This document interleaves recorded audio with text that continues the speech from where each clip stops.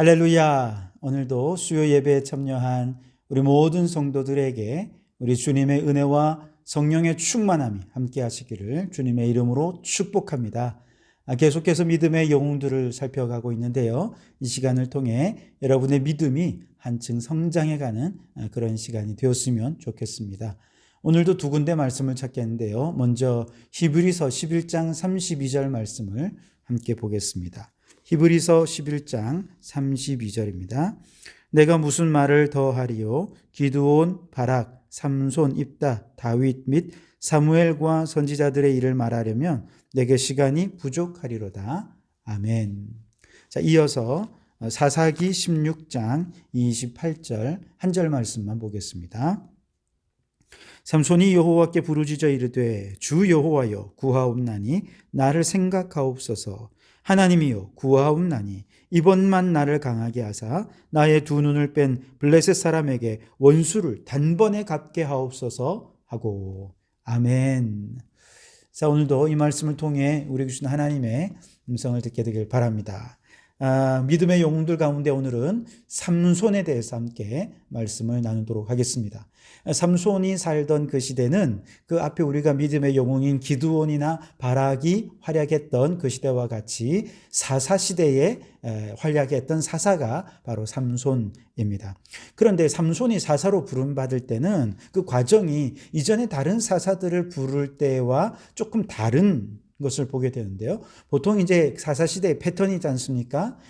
이 이스라엘 백성들이 하나님께 범죄하면 하나님께서 그들을 책망하시면서 이방 나라들을 그들을 공격하게 해서 징계하시고, 그렇게 징계받을 때 이스라엘 백성들이 깨닫고 회개해서 하나님 도와주십시오 하고 부르짖으면 하나님께서 사사를 세워서 그들을 다시 구원해 주시고, 그래서 평안함을 회복하고, 그러나 또다시 그들이 하나님의 은혜를 망각해서 범죄하게 되는 이런 패턴이 계속 반복이 되는 것이 사사 시대입니다. 사사들은 그런 부르짖음 속에서, 회개와 부르짖음의 과정에서 하나님께서 사사들을 세워주셨죠. 그런데 삼손이 사사로 세워질 때는 그 앞에 하나님 앞에 회개하고 부르짖는 과정이 없었습니다. 곧바로 삼손이 세워진 것이죠. 이런 과정 없이. 사사기 13장 1절에 보시면 이스라엘 자손이 다시 여호와의 목전에 악을 행하였으므로 여호와께서 그들을 40년 동안 블레셋 사람의 손에 넘겨주시니라. 이렇게 말하고 2절부터 이제 바로 삼손의 출생에 관한 이야기가 쭉 이어지게 됩니다. 무슨 말입니까? 이렇게 오랫동안 죄를 범했고 이 죄로 인해서 하나님께서 블레셋을 사용하셔서 40년 동안 책망을 듣고 야단 맞고 징계를 받았음에도 불구하고 이스라엘 백성들이 회개함이 없었다는 거예요. 회개함이. 여러분, 이게 무슨 말일까요? 아니, 회개도 한두 번이지.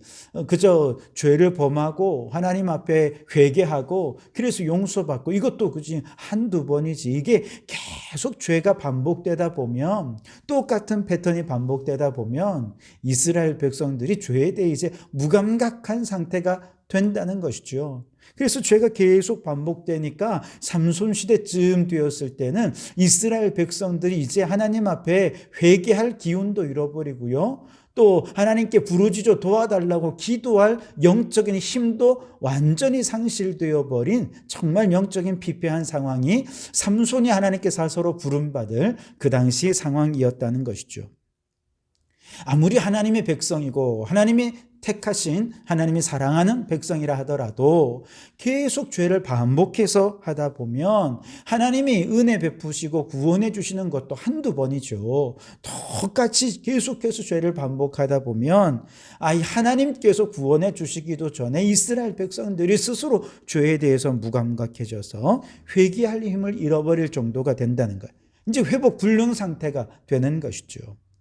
얼마나 삼손 시대가 영적으로 피폐한 상황인지를 보여주는 아주 단적인 예라, 그렇게 말할 수 있겠습니다. 여러분, 이것이 오늘 우리에게 주신 아주 중요한 교훈이 있습니다. 여러분, 우리도 하나님께서 분명히 약속해 주셨습니다. 우리가 하나님의 백성으로서 죄를 범하였을 때 하나님 앞에 나와 죄를 회개하면 우리 하나님은 미쁘시고 의로우셔서 우리의 모든 죄를 사해 주시겠다 약속해 주셨습니다. 동이서에서 먼 것 같이 우리의 죄를 멀리 해 주시고 다시는 우리의 죄를 기억하지 않으시겠다고 약속해 주셨습니다. 그런데 문제는 우리가 이렇게 계속 죄를 반복하다 보면 하나님은 용서해 주지만 우리가 죄에 대해 무감각해지게 된다는 것이죠. 그래서 하나님 앞에 회개해야 하는 줄 알면서도 회개할 힘조차 잃어버리고 기도조차 하지 않고 부르짖지도 않게 되는 그런 정말 영적인 피폐함의 상황이 얼마든지 찾아올 수 있다는 것이죠. 그렇기 때문에 우리가 꼭 기억해야 될 것은 죄를 반복해서 범하는 어리석은 자가 되어서는 안 되겠다 하는 것입니다. 한 번 죄를 범하고 그 죄에 대해 용서함을 받았다면 그 다음부터 우리의 삶이 변화되어야죠. 그 죄를 미워하고 그 죄를 싫어하고 그래서 그 죄로부터 돌아서서 하나님이 기뻐하시는 삶을 살아야 하는 것이죠. 그럴 때 하나님께서 우리에게 새 힘 주셔서 혹시 또 다른 죄를 범하더라도 하나님 앞에 회개하여 기도할 수 있게 해주시는 것이죠. 그렇지 않고 똑같은 죄를 계속 반복한다면 우리의 삶에 정말 영적인 힘을 잃어버릴 정도로 영적인 피폐함이 찾아오게 될 것입니다.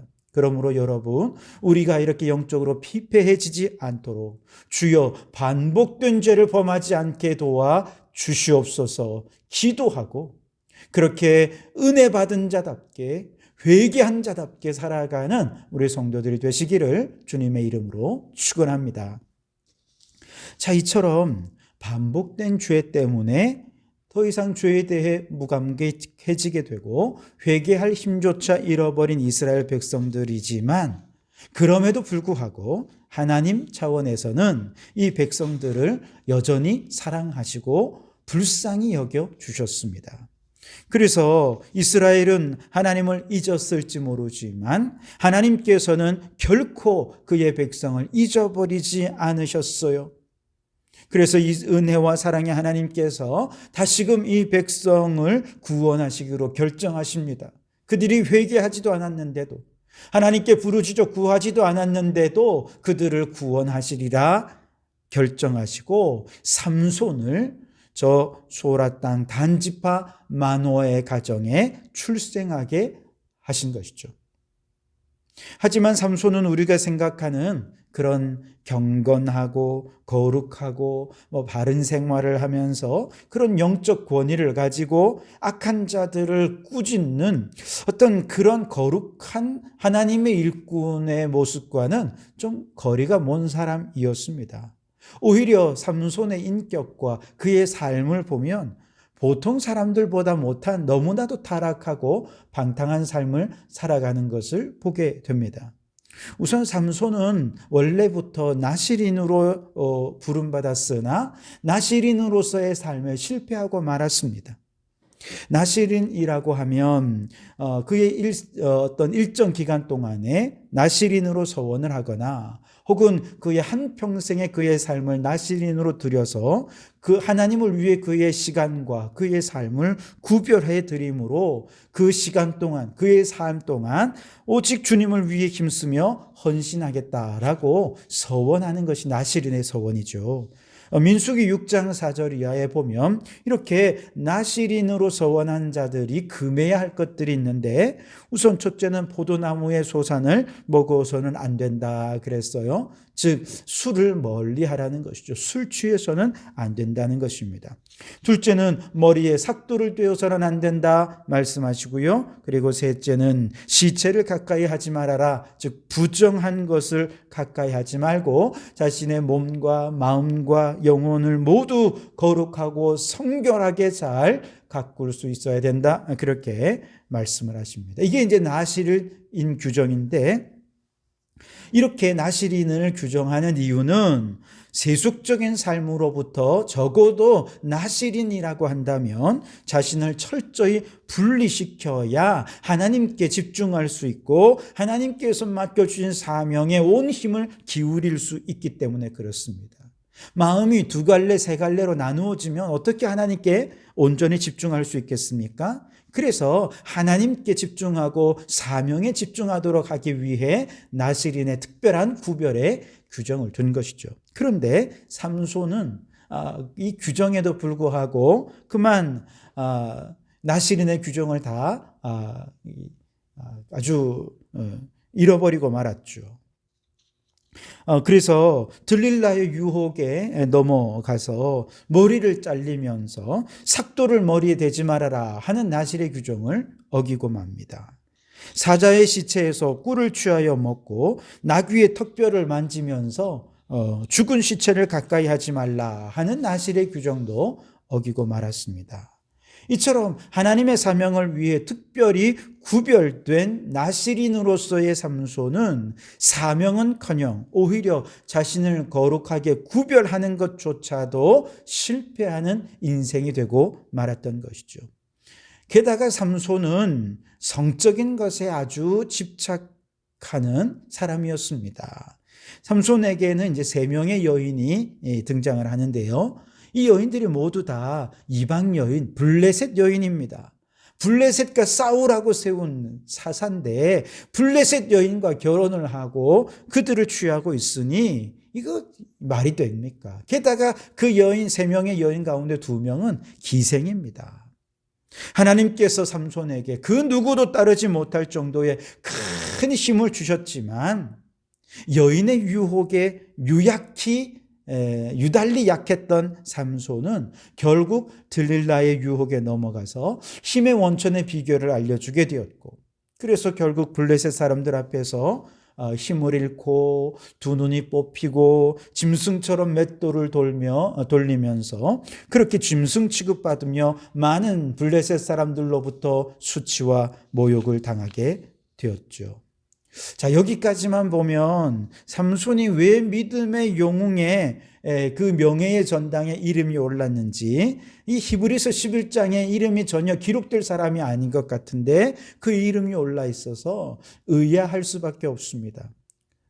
그런데 오히려 삼손은 이렇게 실패의 사람이고 부정적인 삶을 통해서 우리는 어떻게 할 수 있습니까? 이것을 타산지석으로 삼을 수 있습니다.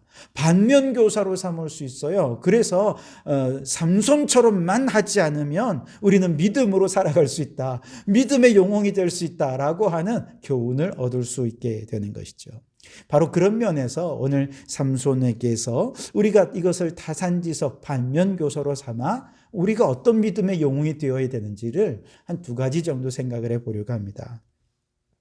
우선 첫째로 삼손에게서 타산지석의 교훈으로 삼아야 할 것은 하나님은 연약한 자도 들어 사용하신다는 믿음이 우리에게 있어야 한다 하는 것이죠.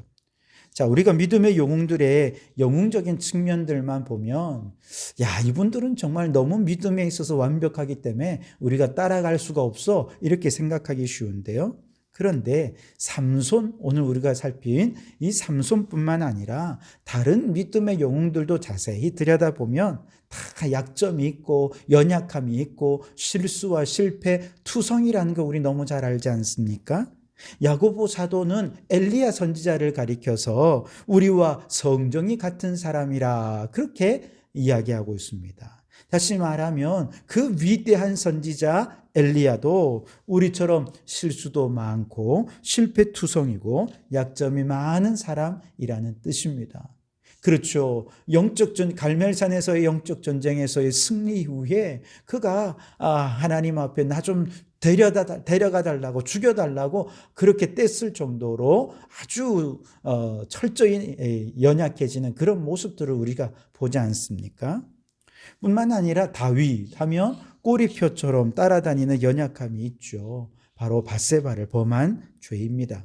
그리고 자신이 행한 이 간음의 죄를 은폐하기 위해서 그녀의 남편인 충성된 장군 우리야를 최전방에 배치해서 적에게 죽임을 당하도록 지시하는 살인 교사의 죄도 범하고 말았죠. 심각한 죄 아닙니까? 믿음의 조상 아브라함도 자신의 목숨을 부지하기 위해 아내를 누이라고 속이는 연약함이 있었습니다. 하나님께서 아들을 주신다 약속해 주셨지만 믿음이 연약해져서 약속의 씨가 아닌 인간적인 편법을 통해 하갈을 통해 이스마엘을 낳았던 연약함도 아브라함에게 있었습니다.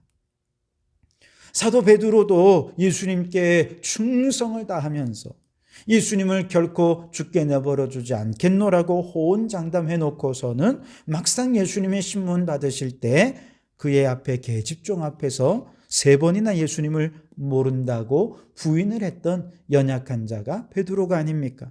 이처럼 믿음의 영웅들도 우리처럼 다 연약합니다. 실수도 많고 그리고 믿음의 실패를 경험하게 됩니다. 그럼에도 불구하고 이런 연약한 자들 하나님은 들어 사용하셔서 결국 그들을 재활용하시고 패자부활전을 허락하셔서 훌륭한 일꾼으로 삼으시는 거예요. 오늘 우리가 읽은 사사기 말씀에 보면 삼손은 평생 실수와 실패로 세속적이고 방황하는 삶을 살다가 마지막에 이제 죽기 일보 직전에 하나님 이번만 나를 강하게 해주십시오 하고 기도할 때 마지막에 딱 한 번 제대로 사사로서 사명을 감당할 수 있었어요. 다 버려진 쓰레기 같은 인생이지만 하나님께서 그를 다시 재활용해서 사용해 주시니 마지막 남은 힘이라도 주님을 위해 사용할 수 있었던 것이죠. 그래서 여러분, 삼손을 비롯한 모든 믿음의 영웅들이 실패와 연약함 투성이지만 그럼에도 불구하고 이들의 연약함을 통해 타산지석을 믿음을 배우는 것은 바로 우리 하나님은 이렇게 연약한 자들도 다시 들어 사용하시는 패자부활전의 하나님이시다라고 하는 믿음이 우리에게 있어야 한다는 것이죠. 바로 이 믿음이 우리를 믿음의 영웅으로 세워간다는 것입니다. 사실 오늘 우리도 다 연약한 자들이 아닙니까? 아무리 겉으로 볼 때 믿음이 좋다 해도 다 들여다보면 실수 많은 사람들입니다. 때로는 믿음이 툭 바닥에 떨어져서 연약한 사람들이기도 합니다. 때로는 저 사람이 과연 예수 믿는 사람이 맞나 싶을 정도로 너무나도 세속적이고 타락한 삶을 살아가는 분들도 있습니다. 그럼에도 불구하고 하나님께서 이런 연약한 우리를 결단코 포기하지 않으신다는 믿음, 하나님의 손에 붙잡히기만 하면 아무리 연약하고 실수 많은 사람이라 할지라도 위대한 하나님의 일꾼으로 재활용되어 쓰임받을 수 있다라고 하는 이 믿음으로 우리가 인내하고 기다려 주고 용납해 줄 수 있다면 바로 그 믿음을 통해 하나님께서는 새로운 일꾼을 들어 세워주실 줄 믿습니다. 사실 좀 안타까운 것은 요즘 이 시대가 너무 어렵다 보니 사람들의 마음이 많이 좁아져 있습니다. 특히 공정이라고 하는 이 프레임에 누군가 걸리면 이건 용납이 안 되는 거예요. 무조건 정죄받고 비난받는 그런 사회적인 분위기가 되는 것이죠.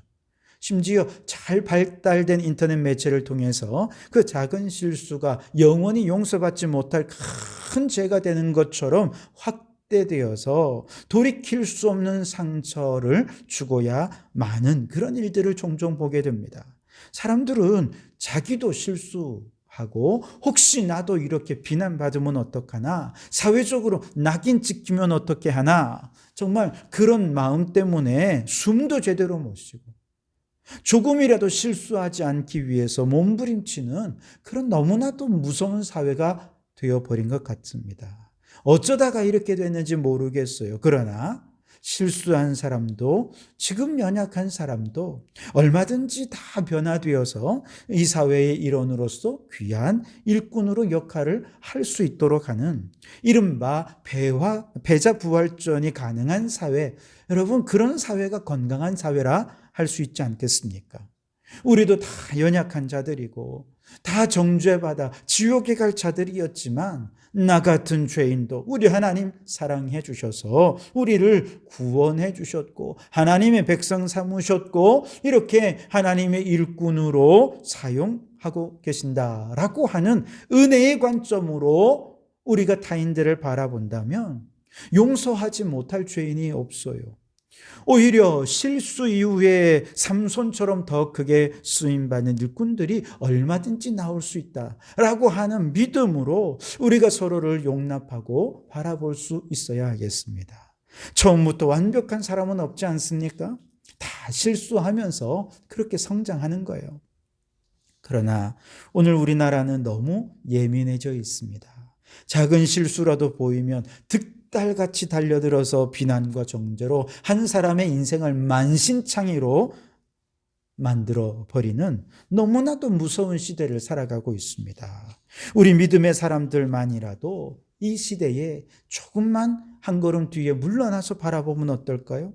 세상 사람들이 다 미워하고 분노하고 비난한다 하더라도 적어도 우리 믿음의 사람들만큼은 한 발짝 뒤로 물러나서 그를 믿어주고 기다려주고 때로는 용서해주고 품어주는 우리 주님의 마음을 가질 수 있다면, 적어도 우리 교회만이라도 그렇게 한다면 세상 사람들이 교회 안에서만이라도 조금이라도 숨을 쉴 수 있지 않겠습니까? 세상이 아주 너무 예민해서 숨이 턱턱 막히는 그런 삶을 살던 사람들이 적어도 교회 안에서는 그래도 내가 용납을 받을 수 있구나, 좀 실수해도 다 이해가 되는구나, 이런 마음들을 가지고 좀 숨을 쉴 수 있지 않겠습니까? 여러분, 하나님은 연약한 자도 다시 들어 사용하시는 분이십니다. 이 믿음이 타인에 대해 관용하는 태도를 낳고 이 세상을 향해 더 넓은 품으로 품어주는, 그래서 우리 성도들이 또 우리 교회가 이 시대의 산소 같은 존재로 쓰임받게 되기를 주님의 이름으로 축원합니다. 두 번째로 이 삼손을 통해서 배우는 타산지석의 믿음은 하나님이 주신 은사를 소중히 여기면 하나님도 우리를 소중히 여겨주신다라고 하는 믿음입니다. 삼손은 블레셋에게서 이스라엘 백성들을 구해낼 수 있도록 괴력을 은사로 부여받지 않았습니까? 그러나 삼손은 그 은사를 아주 가볍게 여겼습니다. 그 결과 힘의 비결을 들릴라에게 얘기했고 결국 쇠사슬에 결박된 채 블레셋 사람들로부터 철저히 모욕과 또 비웃음을 받게 되지 않았습니까? 그래서 말씀드린 대로 오늘 본문에서 한 번만, 이번만 나를 좀 강하게 해주셔서 마지막 한 번만이라도 사명 감당케 해주십시오, 기도할 때 겨우 한 번 사사로서 활동하고 죽었을 뿐이지요. 하나님이 주신 이 괴력을 사명을 위해 제대로 사용해 보지를 못했던 것이죠. 왜요? 은사를 가볍게 여겼기 때문에 그렇습니다. 야곱의 형 에서도 사람이 얼마나 호방하고 호탕한 사람이었는지 모릅니다. 탁월한 사냥 실력을 은사로 받았습니다. 그래서 많은 사람들을 먹였기에 들사람이라는 별명도 받았고요. 사람들로부터 그 능력을 인정받았습니다. 남자다운 에서 곁에는 여자들이 늘 들끓었고, 그런데 안타깝게도 이 하나님의 사람 에서가 가나안 이방 여인들, 애굽의 여인들을 아내로 삼으면서 부모님의 근심거리가 되었습니다. 게다가 이렇게 큰 능력을 가졌음에도 불구하고 하나님 앞에 쓰임받지 못하고 오히려 장자의 권한을 조용한 사람 야곱에게 넘겨주고 말았습니다. 그 이유가 뭐냐? 창세기 25장 34절에 그 이유를 이렇게 설명합니다. 에서가 장자의 명분을 가볍게 여김이었더라. 하나님께서 주신 장자의 명분을 에서는 너무 가볍게 여겼어요. 반면에 야곱은 그 은사를 너무너무 사모했습니다. 귀하게 여겼습니다. 소중히 여겼습니다. 그랬더니 하나님께서 야곱을 존귀하게 세워주셨습니다. 이처럼 하나님께서 주신 명분과 은사를 가볍게 여기는 사람, 하나님의 축복의 물줄기가 그에게서 비껴가게 됩니다. 반면에 하나님의 백성인 우리에게 주신 모든 은사와 위대한 선물을 귀히 여기며 하나님께 귀하게 사용한다면 하나님께서 반드시 그에게 큰 복을 내려주실 것입니다. 사무엘상 2장 30절에 나를 존중히 여기는 자를 내가 존중히 여기고 나를 멸시하는 자를 내가 경멸하리라 하셨습니다.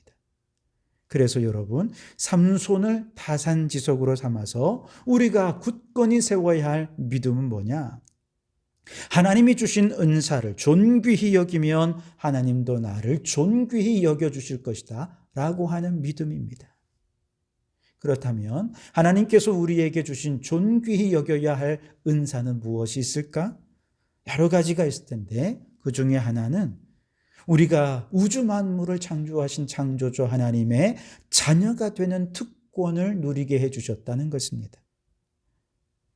그래서 요한복음 1장 14절에 영접하는 자 곧 그 이름을 믿는 자들에게는 하나님의 자녀가 되는 권세를 주셨다 말씀하셨죠. 그래서 예수님을 누구든지 믿고 영접하는 모든 사람들은 하나님의 자녀라고 하는 놀라운 권세와 축복을 누리게 되었습니다. 그런데 이러한 특권을 받았음에도 불구하고 하나님의 자녀의 권세를 부끄럽게 여기거나 그 권세를 가볍게 여겨서 이 세상에서 하나님 자녀다운 삶을 살지 못한다면, 혹은 삼손처럼 방탕하고 타락한 삶을 살아가면서 세상 사람들과 구별됨이 없이 살아간다면 하나님께서는 그에게 주실 축복의 물줄기를 다른 곳으로 옮겨버리고 말 것입니다.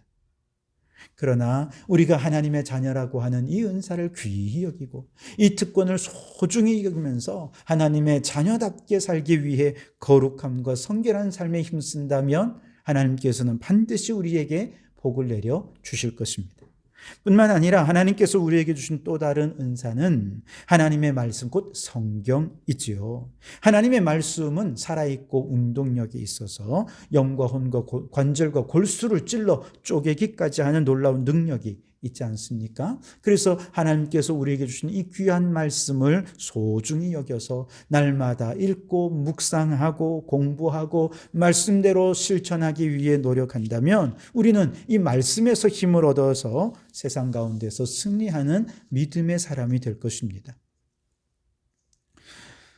여러분, 예술의 나라 러시아는 톨스토이나 도스토옙스키 같은 문학 작품들을 너무 소중히 여겨서 이분들이 자기 나라에서 배출되었다는 걸 그렇게 대단하게 여긴다는 거예요. 영국 사람들은 셰익스피어가 영국 사람이라는 것을 너무 귀히 여기고 셰익스피어의 작품들을 그렇게 귀하게 여긴다는 것입니다. 여러분, 세상의 작품들도 이렇게 귀하게 여긴다면 하나님께서 우리에게 주신 이 말씀, 성경을 우리가 존귀히 여기고 소중히 여길 수 있어야 하지 않겠습니까? 물론 그것이 너무 특화되어서 이것으로 인해 우리가 하나님의 말씀이 우리를 교만하게 만들어서는 안 되겠죠. 유대인들은 오히려 그것으로 인해서 율법을 맡았다는 것이 그들에게 교만이 되고 특권의식이 되어서 하나님께 버림받지 않았습니까? 그것이 아니라 우리에게 주신 말씀을 소중히 여기고 말씀대로 살기 위해 낮은 곳에서 겸손히 주님의 사랑을 흘려보내면서 하나님의 나라를 이루기 위해서 헌신하고 수고한다면 하나님께서 반드시 우리 성도들에게 복을 내려 주실 줄 믿습니다. 그래서 여러분, 오늘 이제 말씀을 맺고자 합니다. 오늘 말씀을 생각하면서 먼저는 이 사사시대에 반복된 죄로 인해서 영적으로 얼마나 피폐되었는지 모릅니다. 회개할 힘도 잃어버릴 정도였지요. 그러니 먼저 우리가 하나님 앞에 간구해야 될 것은 반복된 죄의 쇠사슬을 끊어버리고 하나님 안에 새로운 삶을 살아가는 우리가 되게 해달라고 기도해야 할 것입니다. 삼손은 썩 본받을 만한 믿음의 영웅은 아니었죠. 그러나 타산지석으로 삼고 배워야 할 부분이 있습니다. 첫째는 하나님은 연약한 자도 다시 들어 사용하시는 분이다. 패자부활전의 하나님이시다. 재활용하시는 하나님이시다. 그 하나님을 믿고 이 각박한 세상 속에 우리는 용서하고 용납하고 다 연약한 자들이니까 품어서 이해해 준다면 이 각박한 세상에 우리 교회만이라도 숨통 트이는 산소 같은 곳으로 쓰임받지 않겠습니까? 둘째로 하나님이 주신 선물을 소중히 여기면 하나님도 우리를 소중히 여겨 주실 것입니다. 그러므로 하나님이 주신 특권, 하나님의 자녀라고 하는 특권, 하나님 주신 말씀, 하나님 주신 직분 다 귀하게 여겨서 하나님께 복을 받는 믿음의 성도들이 다 되시기를 주님의 이름으로 축원합니다. 기도하시겠습니다. 하나님 아버지, 그렇습니다.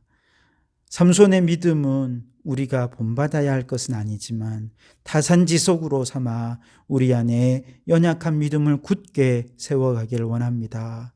우리 하나님은 패자부활전의 하나님, 재활용의 하나님이십니다. 우리는 실수도 많고 연약한 자들이지만 하나님이 우리를 다 품어주시고 용서해 주셔서 이렇게 하나님의 일꾼으로 쓰임 받게 해주셨듯이 우리도 타인에 대해서 넓은 마음을 가지고 타인의 연약함과 실수를 품게 하시고 용납하게 하셔서 참으로 하나님 나라를 위하여 귀하게 쓰임받는 일꾼들이 많아지게 해 주시옵소서. 무엇보다 너무나도 각박하고 비난과 정죄가 가득한 이 시대 속에서 이 믿음을 가진 성도들, 또 우리 교회야말로 숨통 트이게 하는 것이 되어서 사랑과 용서와 실수가 다 용납되는 그런 공동체가 되게 해 주옵소서. 특별히 하나님 아버지, 참으로 하나님께서 우리에게 귀한 특권을 허락해 주신 줄 믿습니다. 우리에게 자녀됨의 특권도 주셨고 말씀을 주시는 특권도 주셨습니다. 직분자의 특권도 주셨습니다. 이 귀한 선물을 존귀히 여기며 직분받은 자답게 말씀을 맡은 하나님의 자녀답게 순종하며 살아서 하나님께 복을 받는 저희들 되게 해 주시옵소서. 예수님 이름으로 기도하옵나이다. 아멘.